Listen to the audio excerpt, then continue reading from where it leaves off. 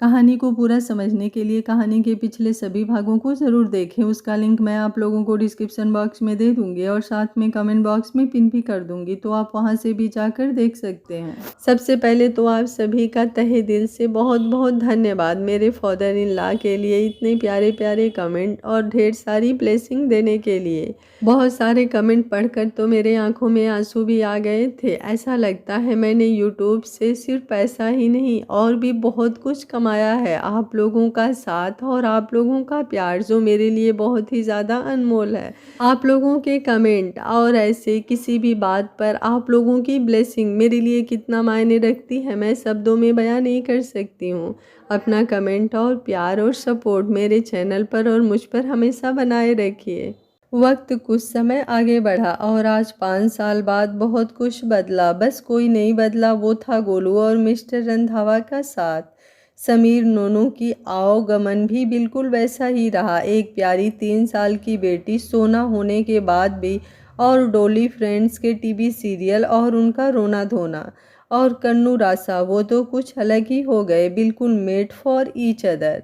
हाँ, बस एक चीज़ थी जो गोलू के मन के विपरीत हुई। वो थे उसके बच्चे जो बिल्कुल उस पर नहीं गए थे, जिसका अफसोस वो अच्छे से मिस्टर रंधावा के कानों से खून निकाल कर ले रही थी। बिल्कुल परफेक्शन की दुकान थे आरंभ और असीम, जिसका खामियाजा बेचारे मिस्टर रंधावा भुगत रहे थे। मम्मा, आप कल फिर मेरे स्कूल गई थी? आरंभ जो स्कूल यूनिफॉर्म में बैग रखता हुआ बिल्कुल गोलू के सामने आकर खड़ा हुआ और बोला, नहीं, मैं कहाँ गई थी? गोलू साहब झूठ बोली। झूठ मत बोलिए मम्मा, आपको पता है आपसे मिलने के बाद मेरी इंग्लिश मैम को कितना तेज बुखार आया, बेचारी। आरंभ बेहद फिक्र से बोला। हाँ हाँ, इंग्लिश वाली मैडम की फिक्र है, अपनी सगी माँ की नहीं। बिल्कुल अपने बाप पर गए हो तुम दोनों। अरे कोई तुम्हारे पापा पर लाइन मारे और मैं उसे कुछ बोलूँ भी ना। मम्मा, लाइन नहीं, फ्लर्ट कहिए। लाइन मारना इज सो सड़क छाप। और दूसरी बात, आप सिर्फ बोलने नहीं गई थी, आपने उनका गला दबाने की कोशिश की। असीम पीछे से बोला। चुप कर, मुझे करेक्ट करने की कोशिश मत किया करो। अंग्रेजी बाप की अंग्रेजी औलादों, मैं सिर्फ बात कर रही थी। गला दबाकर? आरंभ तुरंत बोला। आपको पता है मम्मा, आपको स्कूल ना आने का नोटिस पापा को भेजा गया है। मैं उस सड़ियली स्कूल से नाम कटवा दूंगी तुम दोनों का। मेरी तो लाइफ ही खराब हो गई, 2 औलादें होकर भी एक भी मेरी तरह नहीं। क्या क्या सपने देखे थे मैंने कि मेरे बच्चे लोगों के घरों के शीशे तोड़ेंगे, रोड से लेकर इमली खाएंगे, कपड़े फाड़ कर होली खेलेंगे, अपने खिलौनों की बैटरी निकाल कर सोलर लाइट बनाएंगे, अपनी नाक कपड़ों में पोंछ उनकी दशा खराब करेंगे। पर नहीं, अरे तुम दोनों से तो खाना भी नहीं प्लेट से बाहर गिरता, इतना अपने बाप का असर लिए हो। कपड़े पर एक सिलवट तक नहीं आती, गंदे होना तो दूर की बात है, ये बच्चे हैं। अरे बच्चे तो हम थे, लोग थर थर कांपते थे जिस गली से हम गुजरते थे। आप गन लेकर निकलती थी मम्मा, वेरी बैड मम्मा। नानी को जेल नहीं हुई, आपको पता है बच्चों को गन देना इनलीगल है। असीम गोलू की बात का अपने हिसाब से मतलब निकाल कर बोला। तो गोलू जो उनके कपड़े समेटती हुई लगातार बोल रही थी, उसने पलटकर उन्हें घूरा। घोड़े पर सवार होकर डकैती नहीं डालते थे नाना नानी, जो बचपन में मेरे हाथ में गन पकड़ा देते। वो दांत किलस कर बोली। वाट डकैती? वो क्या होता है? आरंभ तुरंत बोला। मेरे कहने से अगर शोले देखी होती तो जानते ना कि क्या होती है डकैती। पर नहीं, तुम दोनों को तो अंग्रेज बनना है। मैं शायद गलत वक्त पर आ गया हूँ। अभी ये प्रोग्राम चल ही रहा था कि पीछे से आवाज़ आई तो उन तीनों ने मुड़कर देखा। मिस्टर रंधावा खड़े थे। बीते सालों में उनका वो व्यक्तित्व और निखर सा गया था। वही सीमित सी मुस्कान लिए उन्होंने हमेशा की तरह अपनी झल्ली बीवी को एकटक देखा, जो फूलान उन्हें इग्नोर करते हुए कपड़े समेट रही थी। वो ही नहीं, गोलू खुद कुछ गोलू हुई थी, पर उसमें भी उन्हें वो बहुत अच्छी लगती थी। बच्चे आकर उनसे लिपट चुके थे तो उन्होंने निगाह अपनी बीवी से हटाकर उन्हें देखा। क्या बातें हो रही थी आप तीनों की? उन्होंने प्यार से सोफे पर बैठ कोट साइड कर उन्हें अपने करीब कर पूछा और उन दोनों के गाल चूम लिए। वो अक्सर आजकल दोपहर में आ जाया करते थे बच्चों के साथ समय बिताने। गोलू की मीठी नोक झोंक और बच्चों की खिलखिलाहट उनकी जिंदगी की सबसे बड़ी पूंजी थी। कुछ नहीं पापा, मम्मा बस बता रही थी कि बचपन में लोग उनसे कांपते थे। अच्छा, अब नहीं कांपते? मिस्टर रंधावा आरंभ की बात पर अपनी मुस्कान छिपाकर धीरे से बोले तो गोलू ने उन्हें घूरा तो उन्होंने बात बदली। तुम लोगों ने लंच किया? बस अभी जा रहे थे पापा। आप भी ज्वाइन करेंगे पापा हमें? बिल्कुल। क्या बना है? वो चेंजिंग रूम की तरफ बढ़कर बोले। कढ़ी चावल, पनीर लच्छा पराठा और दही जलेबी। Oh no! पूरा लंच जब गोलू ने बताया तो वो तीनों एक साथ बोले, यही खाना पड़ेगा रोज रोज। वो सूखी रोटी मुझसे नहीं चबाई जाती हेल्थ के नाम पर। और हाँ, आज समीर और नोनू आ रहे हैं, उनके आते ही लंच शुरू करेंगे। गोलू तीनों पर चढ़कर बोली। नानी भी आ रही हैं? असीम तुरंत बोला। हाँ। तीनों नानी? हाँ, गोलू उनका मुंह देखते हुए बोली, जो अभी बिल्कुल एक जैसे रिएक्शन के साथ खड़े थे। Oh no! आरंभ तुरंत बोला। क्या? गोलू उनका जवाब सुन दांत किलसकर बोली। ओह या, हमारा मतलब है मम्मा, नानी आ रही हैं और वो भी सीता और गीता नानी के साथ हमें लंच करवाने। वो दोनों पीछे मुड़ गोलू से नज़र बचाकर मिस्टर रंधावा को देखकर मुस्कुराए, जो समझ गए थे अपने बच्चों का इशारा। पर उन्होंने आंखों से ही उन्हें कुछ ना कर पाने की सॉरी बोल दी। अब तीनों शक्ल सुधारो, मैं नीचे मिलती हूँ, बोलते हुए गोलू पलट गई। ओके, वो तीनों एक साथ पीछे से बोले। पापा, नानी बहुत खिलाती हैं, इतना कि 2 दिन तक सही से भूख ही नहीं लगती और जब तक रहती हैं तब तक खिलाती हैं। गोलू के साथे ही असीम मिस्टर रंधावा से बोला। बेटा, वो नानी हैं आपकी। आई नो पापा, and I love nannies, but उन तीनों का वो खाना, वो कुछ याद कर बोला तो मिस्टर रंधावा मुस्कुराए और उसके बाद नानीज, वो अपने बच्चों के उन तीनों को एक साथ बोलने के इस इंग्लिश वर्ड को दोहरा कर उन दोनों के बाल संभालने लगे।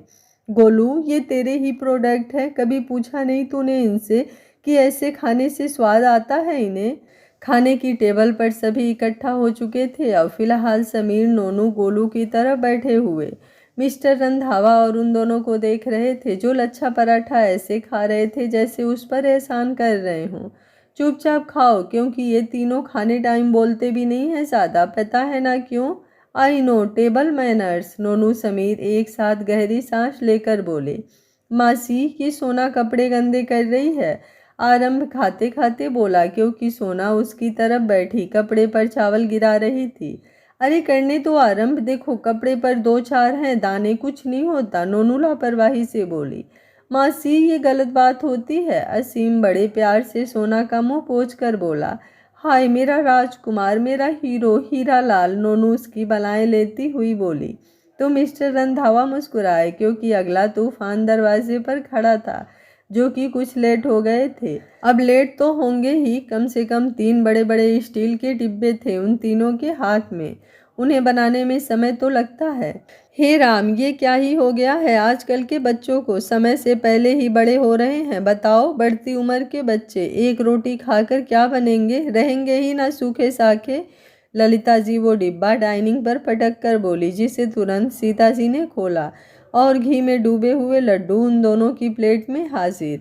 अब आएगा मज़ा। समीर हाथ में पकड़ी प्लेट से पनीर मुंह में डालकर बोला। नानी, मेरा पेट भर गया है, वो दोनों मासूमियत से बोले। अरे ऐसे कैसे? बच्चों के पेट में नहीं, आंखों में भूख होती है, खाओ। तुम्हें पता है तुम्हारी माँ दिन में 10 बार खाती थी। ललिता जी उसी पुराने अंदाज के तहत बच्चों के सामने उनके माँ बाप की बखिया उधेड़ प्रसंग शुरू कर बोली। तो गोलू सहित उन दोनों दाएं बाएं का भी मुंह एकदम उनकी तरफ उठा।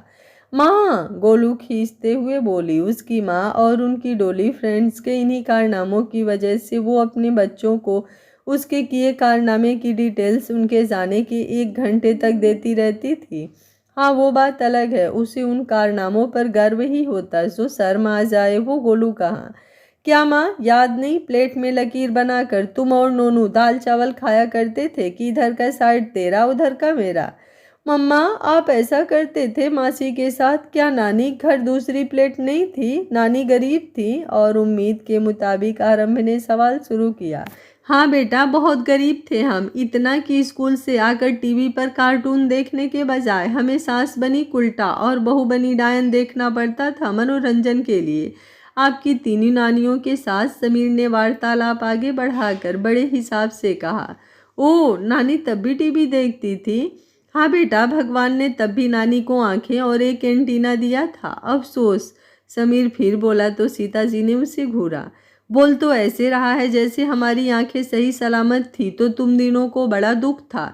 ऐसे ही नाच पीटे ये तब भी थे बच्चों, एक नंबर के नालायक। पूरे मोहल्ले में आतंक मचाया हुआ था इन तीनों ने। गीता जी असीम आरंभ को खिलाते हुए बोली, जो हमेशा की तरह मुंह खोले उनकी कहानी सुनते सुनते खा रहे थे और भूल चुके थे कि उनकी नानियाँ उन्हें कुछ ज़्यादा ही खिला रही थी, हमेशा की तरह बातों में उलझाकर। मम्मा तेरी रिश्त थी? असीम दिमाग भिड़ाकर बोला तो गोनू ने मुंह में लड्डू डालते हुए उसे देखा। मोहल्ले में डायनामाइट नहीं फेंकती थी मैं, वो तुरंत बोली। और ना, मैं इसके पीछे बमन की पेटी लेकर दौड़ता था, समीर आगे बोला। और क्या? अरे बेटा, वो तो हम थोड़े शैतान थे, जो कि किस्मत से तुम तीनों बिल्कुल नहीं हो। नोनू उन दोनों के साथ साथ सोना को देखते हुए बोली, जो असीम और आरंभ की देखा देखी चावल का एक एक दाना बिन बिन कर्मों में रख रही थी। ओ नानी, मम्मा ऐसा क्यों है? पापा तो ऐसे नहीं है, वो तो अपने बचपन में कितने अलग थे। और आखिर एक बढ़िया सवाल जिस पर मिस्टर रंधावा को एक घूरती हुई नज़र खुद पर महसूस हुई, जो कि उनकी बीबी की थी। मैंने क्या किया? उन्होंने आंखों ही आंखों से गोलू से मिन्नतें की, जिस पर गोलू ने आंखें छोटी की, क्योंकि उनके बचपन के वो बेहद सुफिटेक्शन किस्से बच्चे उन्हीं से तो सुनते थे। तुम्हारे पापा के बस का नहीं है कि तुम्हारी मम्मा जैसा बनना। तुम्हारी मम्मा क्वीन थी, क्वीन। हाँ थी ना ये क्वीन, दीनदयाल आवास की गलियों की। ललिता जी का पलटवार तुरंत हुआ। हाँ तो? वो तुरंत बेशर्मी से बोली। हाँ बेटा, ये नाक फ्रॉक में पोंछती हुई क्वीन, और ये एक हाथ से वो झालर वाली नेकर पकड़े और दूसरे हाथ से बॉलिंग करता हुआ इसका मंत्री, और ये तेरी मासी, एक चोटी ऊपर एक चोटी नीचे बांधे राजकुमारी। सीता जी पूरी पोल पट्टी खोल बोली तो सभी हंस पड़े, खुद मिस्टर रंधावा भी। तो उन तीनों की मुंडी एक साथ अपनी माओ पर घूमी। नानी, समीर मामा एक हाथ से अपना अंडरवियर क्यों पकड़ते थे? सबके हंसते हुए भी असीम ने अपना दिमाग चलाया।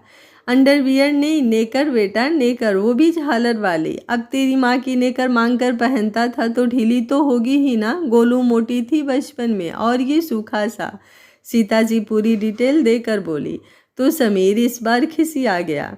अब ये बोलना ज़रूरी है? अब मिस्टर रंधावा के सामने तो मेरी नाक काट ही ली है आप सब ने। कम से कम बच्चों को ये बात तो मत बताओ।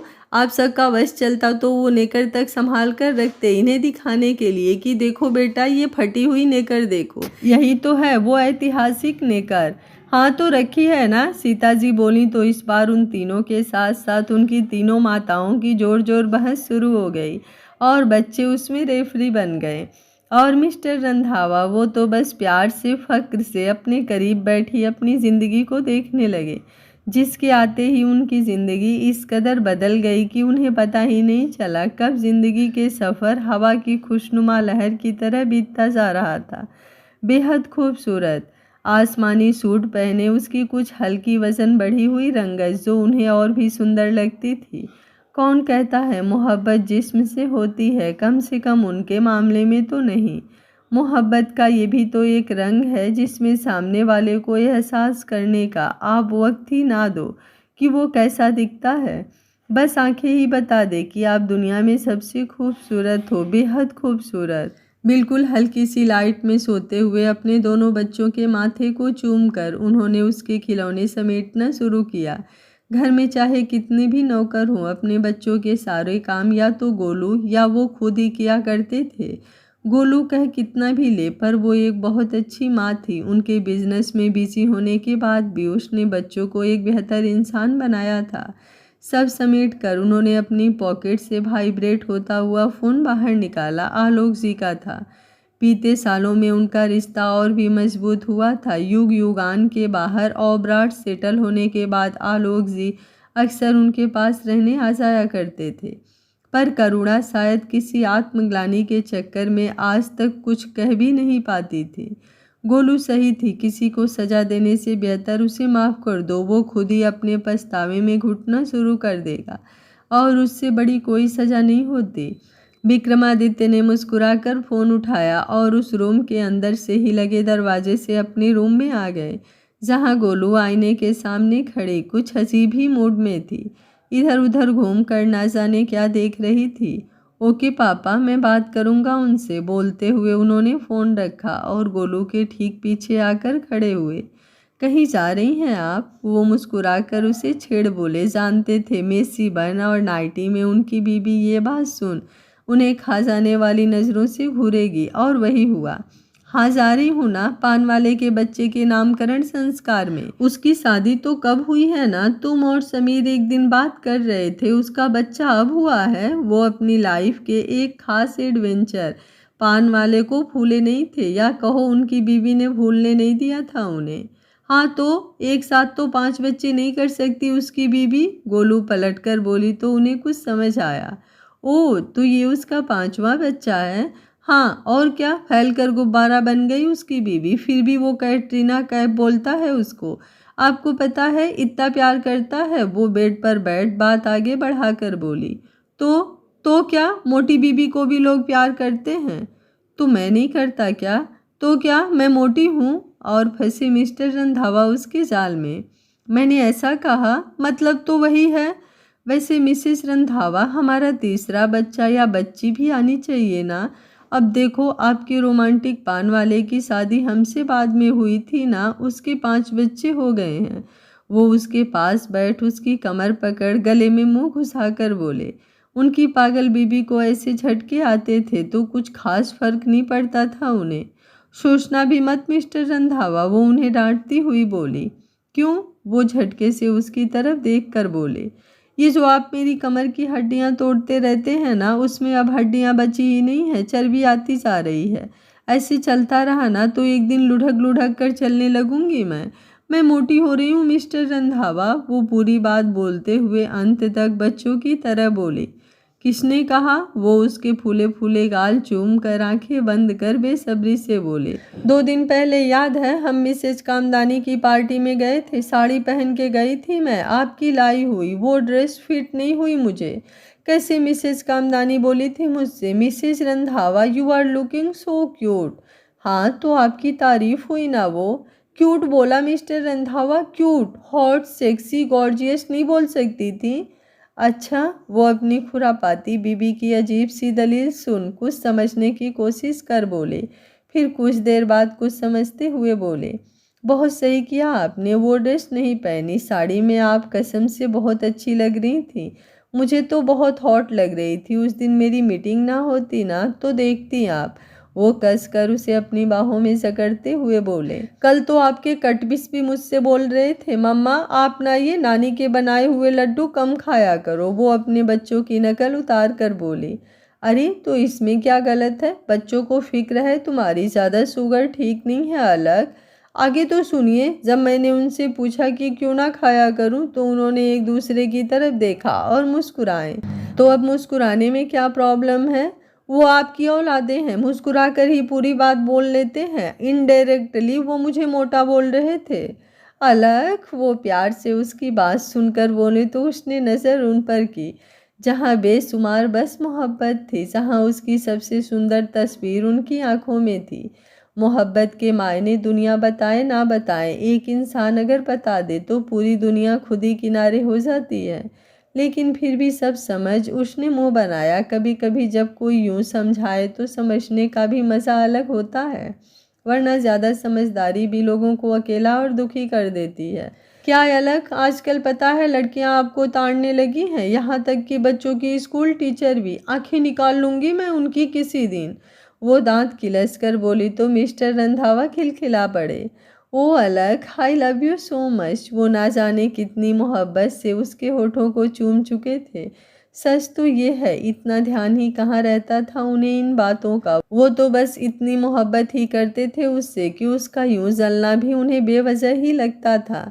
मैं तो सिर्फ आपका हूँ ना, ये बताने की ज़रूरत नहीं है। अगर किसी और के होंगे भी तो टांगे आपकी भी तोड़ दूंगी मैं। वो मुस्कुरा कर बोली तो उन्होंने उसे सीने से लगा लिया। मोटी नहीं है आप, बस थोड़ी सी हेल्दी हो गई हैं। वो वैसे ही उसे लिए हुए बोले। मतलब मोटी हूँ ना? नहीं, बस और सुंदर हो गई है, ये तो नॉर्मल है। अलग तो आप क्यों नहीं मोटे हुए? मुझे क्या पता, मैं तो कुछ करता भी नहीं। करते नहीं, यही तो दिक्कत है। वहाँ स्कूल में पेरेंट्स मीटिंग में ये कोट पैंट चश्मा चढ़ाकर इस स्टाइल में आप जब ये बोलते हैं कि मिसेस गुप्ता मेरी चाय कॉफ़ी में चीनी मत डालना, तो वो मुई टीचर मेरे 2 चम्मच चीनी डालने पर आंखें फाड़ फाड़ कर मुझे ऐसे देखती है जैसे मैंने उसका दिवाला निकाल लिया हो। तब मेरा बहुत करने का मन होता है। क्या? उसका सर फोड़ने का और आपका चश्मा नोचने का। हीरो बनने की ज़रूरत नहीं है आपको इतना। 2 बच्चों के बाप हैं आप। अपनी उम्र के हिसाब। अलग कितनी भी उम्र नहीं है मेरी। हमेशा की तरह वो उसे रोक कर बोले। अच्छा ठीक है, वो कुछ सोच कर बोली। अच्छा ये सब जाने दीजिए अलग, सच कहिए हमारी एक बेटी तो और होनी चाहिए ना। मुझे 3 बच्चों का बाप बनने में कोई प्रॉब्लम नहीं है, पर मुझे है क्योंकि मैं अब की बार फैल के तिरपाल पहनने लगूंगी और आप और हीरो बन जाएंगे। व्हाट तिरपाल? उन्होंने पलट कर पूछा। वो होता है जब पहनूंगी तब देख लेना। व्हाट तिरपाल? आप कुछ भी पहने मुझे तो हर कपड़े में अच्छी ही लगती हैं। वो बेचारे फिर बोले तो उनकी पागल बीबी कुछ नर्म पड़ी। बिगाड़ा है आपने मुझे, इसलिए मोटी हो रही हूँ मैं। अच्छा हर बात में मैं ही गलत हूँ? बिल्कुल, बीबियाँ कभी गलत नहीं होती। और पति, वो पैदा ही गलत होते हैं। मुझे एक बेटी चाहिए अलग। वो कुछ गंभीर हुए तो गोलू ने खामोशी से उन्हें देखा। सच में चाहिए? वो वैसे ही बोली। वो उसके बिल्कुल करीब बढ़कर बोले। मेरी कमर तोड़ने की कितनी जल्दी रहती है ना आपको? वो कुछ हंसकर उन्हें करीब आते देखकर बोली। हद है ना मिस्टर रंधावा, इतना बोलना सिखाया आपको, लेकिन फिर भी आपका ये हूँ नहीं सुधरा। नहीं, उसके होठों पर झुकते हुए आंखें बंद कर बोले तो गोलू ने उनके गले में बाहें डाल दी। बिखरी हुई रोशनी कुछ और हल्की और कमरे में एक रूमानियत छा गई। मिस्टर रंधावा, वो उन्हें देखते हुए बोली। I love you. मुझे पता है, बोल उन्होंने गोलू को खुद के आगोश में समेट लिया। बेहद मोहब्बत थी उन्हें उससे। वो यूं लड़ती झगड़ती ही उन्हें पसंद थी। मोहब्बत ऐसी हो तो क्या कमी हो। जिंदगी बीत जाए तो कभी लगे जैसे सब जी लिया और कभी लगे कुछ वक्त और होता तो भी जी जाते। ऐसा नहीं है। असीम और आरंभ के बाद गोलू दोबारा प्रेगनेंसी चाहती नहीं थी, पर उसने नोटिस किया था कि कभी ये दोबारा हुआ ही नहीं। 1-2 बार उसने ये बात मिस्टर रंधावा को बताना चाही, पर उनकी खुशी देख बोल नहीं पाई। फिलहाल अभी के लिए कन्नू और रासा इंडिया आए थे, तो अभी के लिए वो बच्चों के साथ घर जा रही थी। मम्मा, नानी से कहना काजल सिर्फ आंखों में लगाएं, वो माथे पर लगाने लगती हैं। वो 3 बटन जैसे मेरे क्लास में सारे बच्चे उनका मतलब पूछते हैं। फिर आरंभ मुंह बनाकर बोला। ये बात तुम इस बार डायरेक्टली नानी को खुद बोल देना, मुझसे मत कहो। गोलू उनका वो गोल गोल मुंह जिस पर 1000 टेंशन की छाप थी, उसको इग्नोर कर बोली। मम्मा प्लीज़, नानी हमें इमोशनली ब्लैकमेल करती हैं फिर। अच्छा तो तुम लोग ऐसा करो, घर पर रह जाओ, किस्सा ही ख़त्म। नो मम्मा, आई लव नानीज, आरंभ और असीम एक साथ बोले तो गोलू मुस्कुराई। वो उसकी माँ और उनकी फ्रेंड से उसके बच्चों के रिश्ते इस खूबसूरत बारिश की तरह था, जो भिगो ज़रूर देती थी पर उसके साथ हरियाली, सुकून, ठंडक और मोहब्बत भी देती थी। अलग, कैसी हो तुम? उसके घर पहुंचते ही रासा ने तुरंत उसे गले लगाकर पूछा। मिस्टर रंधावा की तरह वो भी अलग ही कहने लगी थी उसे। अच्छी हूँ, तुम बताओ? वो उसका कुछ उभरा हुआ पेट देख खुशी से बोली। 4 महीने की प्रेगनेंसी का ग्लो रासा के सफ़ेद रंग को गुलाबी कर गया था। बेहद खूबसूरत दिख रही थी वो, और वो अपने बच्चे को जन्म यहीं देना चाहती थी, इसलिए वापस आई थी। कन्नू बिल्कुल वैसा ही था, शांत भोला। मिस्टर रंधावा नहीं आए? रासा इधर उधर देखकर बोली। नहीं, वो शाम तक आ जाएंगे, तब तक उनके छोटे वर्जन से मिल लो। वो उन दोनों को आगे करके बोली। सुंदर सी एक जैसी शर्ट और जीन्स में वो बिल्कुल परफेक्शन की दुकान लग रहे थे। रासा से उनकी पहली मुलाकात थी, पर वो दोनों उससे मिलकर बहुत खुश हुए। ओ माय गॉड, ये तो बिल्कुल तुम्हारे जैसे परफेक्शन की दुकान है। रासा, जो लगभग 10 मिनट से सोना को पास बिठाए उन दोनों से बातें कर रही थी, एकदम बोली। तो उसके आगे की बात हमेशा की तरह समीर बोला। हाँ, वो सर हिलाती हुई बोली। तो अलग, कैसा फील होता है अब? मुझे तो तुम टाइम टेबल कहती थी। वो बोली तो उन तीनों कर्मकांडियों के मुंह से चाय निकल पड़ी। तुम्हें पता था? वो तीनों एक साथ बोले। बिल्कुल, मैंने सब सुन लिया था, मेरे कान हैं, मैं बिल्कुल अंधी नहीं हूँ। वो उन तीनों से इस स्टाइल से बोली तो वो तीनों खिलखिला पड़े। अच्छा तो चलो सब चाय पी लो, नाश्ता कर लो, दामाद जी शाम को आएंगे, इसलिए सभी लोग तब तक नागिन बनी सुहागन का रिपीट टेलीकास्ट देखेंगे, टाइम कट जाएगा। ललिता जी आते हुए बोली। पीछे से उनकी डोली फ्रेंड्स भी आकर सोफे पर पसर गईं। टाइम कट जाएगा? नहीं नहीं, टाइम बर्बाद हो जाएगा, समीर पलट कर बोला। हाँ हाँ, अब हम किस काम के? बूढ़े माँ बाप के साथ टाइम कोई नहीं काटना चाहता, सीता जी पल्लू आंखों में लगाकर बोली। डिश रिचार्ज के पैसे काहे बर्बाद करती हूँ? असली नाटक तो आप सभी कर लेती हो, बन जाना उसमें गद्दानी, लंबा काजल और 10 किलो पुट्टी थोप कर।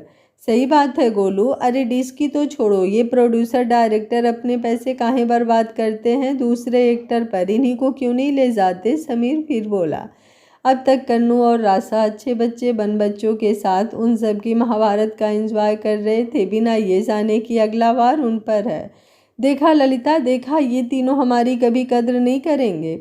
देखना जब हम नहीं होंगे तब पता चलेगा तुम सबको। मत बैठो हमारे साथ, हमारे नाती पोते देखेंगे, वो बच्चों की तरह मुड़कर बोली।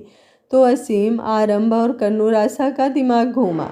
नानी, बच्चों को ज़्यादा टीवी नहीं देखना चाहिए, असीम दिमाग चलाकर बोला। ज़्यादा कहा मेरे मुन्ने, बस 1 घंटे का शो है। नानी, सीरियल समझ नहीं आते हमें आपके। अरे तो हम समझा देंगे। नानी, वो ऑटो से चाँद पर चली जाती है ना, इस सीरियल की मेन लीड। ये असीम ने सच मान लिया, और जब ये बात हमने साइंस टीचर को बताई तो उन्होंने कहा दूर रहो इन सीरियल से। नानी, आप चाहती हैं हम दोबारा डांट खाएं? आरंभ पूरी थ्योरी बताकर बोला। ठीक है, फिर वो टीचर तुम्हारी ज़्यादा सगी है? नानी, नहीं तो ठीक है, नहीं दिखाती वो सीरियल तुम सबको। और भी कुछ हो तो वो भी बता दो तुम दोनों। सच नानी, वो दोनों खुश होकर बोले मासूमियत से, ये बिना जाने कि पीछे बैठी उनकी माँ मना कर रही थी आगे बोलने पर वो भी तो थे गोलू के ही बच्चे। शुरू हो गए। काजल लगाकर 3 बटन मत बनाया करिए, ठूस ठूस के आलू के पराठे मत खिलाया करिए, सरसों का तेल सर में डालकर चिपकू मत बनाया करिए, नंगा करके मत नहलाया करिए नानी। और नानी, प्लीज़ रोड पर लड़ाई करते हुए हमसे इंग्लिश में बुलवा करिए, बिल्कुल ना बताया करिए कि देखो मेरे नाती अभी से इंग्लिश में बात करते हैं। आरंभ असीम सोच सोच कर बोले तो माहौल एकदम शांत हुआ।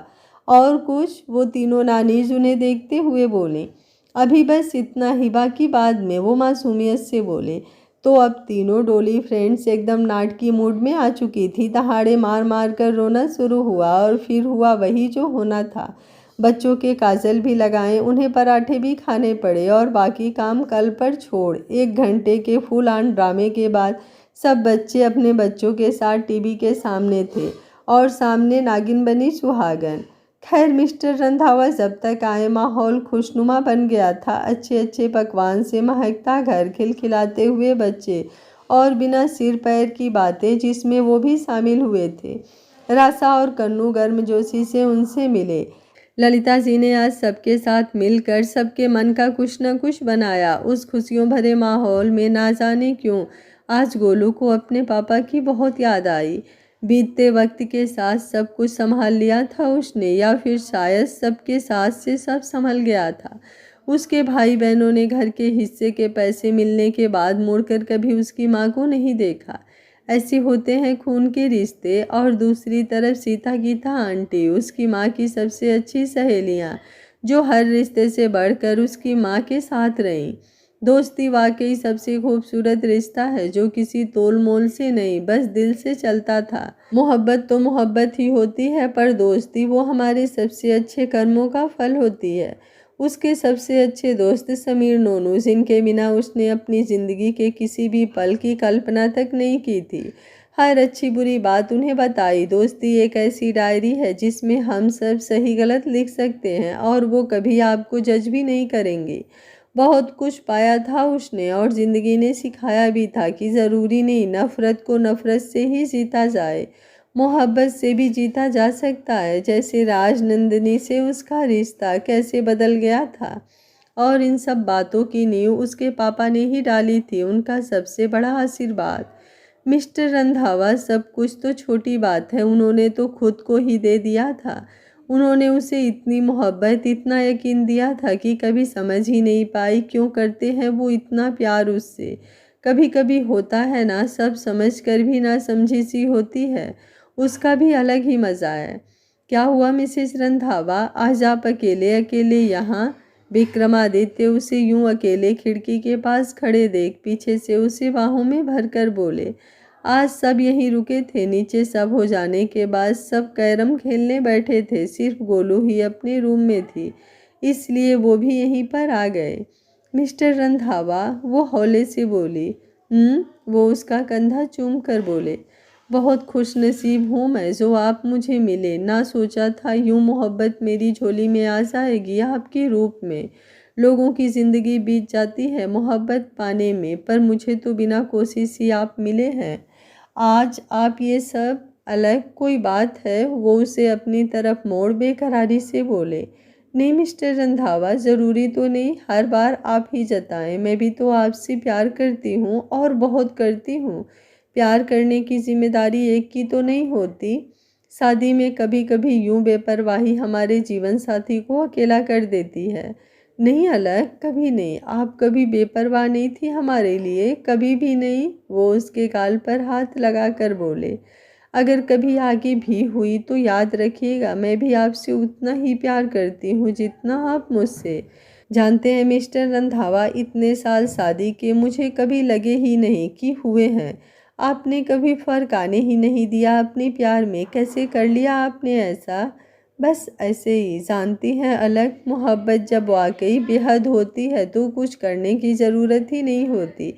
हम नाराज़ भी हों फिर भी झलक ही जाती है, और जब रिश्ते में दूसरा कोई बेपरवाही करता है तो समझ जाना रिश्ता जुड़ा है, इसलिए साथ है, जिम्मेदारी है, आदत है, पर मोहब्बत नहीं। ये कड़वा है मगर सच है।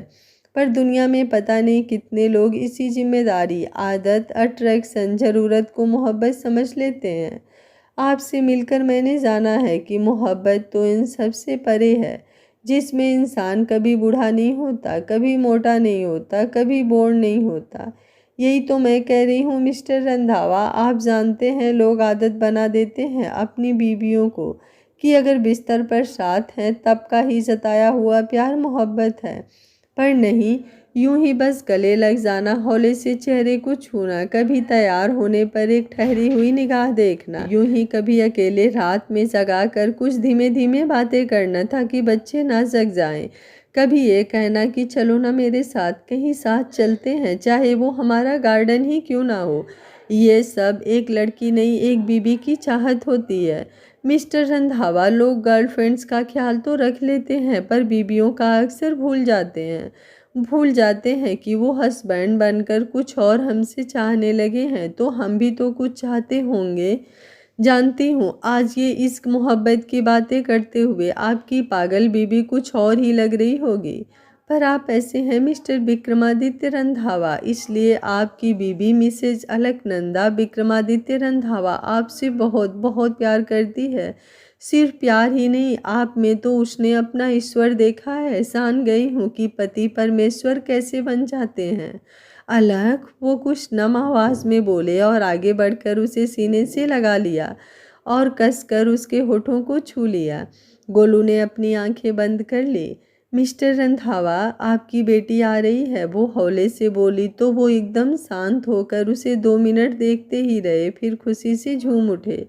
उनके यूं खुश होने की आवाज़ से सब ऊपर आए और पता चलते ही माहौल ने एक अलग ही रूप पकड़ लिया।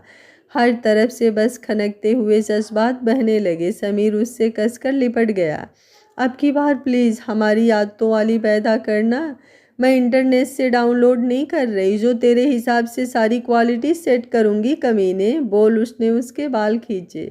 आह गोलू, बोलते हुए वो चिल्लाया और फिर शुरू हुआ वही भागम भाग और मिस्टर रंधावा का अपनी पागल बीबी का फिक्र दिखाने का प्रोग्राम। अलग, प्लीज़ संभल कर, बोलते हुए वो सबके साथ शामिल हुए। एक घर छोटा सा, पर उसकी वो साधारण दीवारें खुशियों की चहक से उसे महल जैसी बना रही थी, क्योंकि मोहब्बत चीज़ ही ऐसी है जहाँ बस जाए वहाँ सुकून बस जाए। तो कभी महसूस हो कि किसी का साथ आपको पूरा कर देता है तो उससे प्यार करो और उसे जताओ, उसे कभी यूं ही बताओ कि हाँ मोहब्बत है हमें तेरी हर अदा से। मिस अलकनंदा और मिस्टर विक्रमादित्य रंधावा दोनों मिलकर मिसेस अलकनंदा विक्रमादित्य रंधावा बनने तक का सफ़र आप लोगों को कैसा लगा? कमेंट बॉक्स में अपनी राय ज़रूर दीजिएगा। उम्मीद करती हूँ गोलू और विक्रमादित्य आप लोगों के दिलों में अपनी छाप ज़रूर छोड़े होंगे। मैं तो सच में इन्हें बहुत मिस करूँगी। मुझे तो लग रहा है थोड़ी कहानी और बड़ी होती तो और भी ज़्यादा मज़ा आता, पर राइटर ने अब इतना ही बड़ा लिखा है तो उसमें मैं कुछ नहीं कर सकती हूँ, ना आगे ना पीछे। उम्मीद करती हूँ कहानी को आप लोगों ने दिल से एंजॉय किया होगा, हर पार्ट को। Thank you for watching. मिलते हैं किसी और आगे प्यारी सी कहानी के साथ। तब तक स्वस्थ रहिए, मस्त रहिए, अपना ख्याल रखते रहिए।